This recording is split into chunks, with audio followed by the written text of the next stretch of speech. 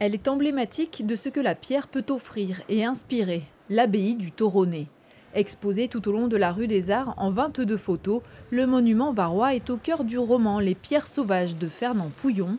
Les mots de l'architecte-écrivain accompagnent les images d'un architecte-photographe, Aldo Amoretti. Ça met complètement en valeur la pierre et on se rend compte de la finesse du travail d'un matériau qui, lui, est très très lourd, très dense et du savoir-faire réel qui a été celui des moines bâtisseurs au XIIe siècle.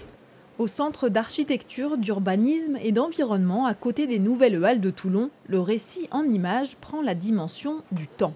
Un dolmen, la pierre de la Fée à Draguignan, une borie du XIXe siècle à Gina-Servi, la basilique de Saint-Maximin, jusqu'à un domaine viticole construit en 2019, la pierre s'inscrit dans la durée.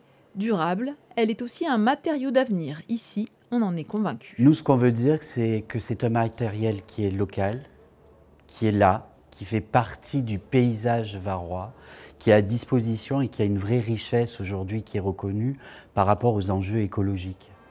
La pierre, présente partout.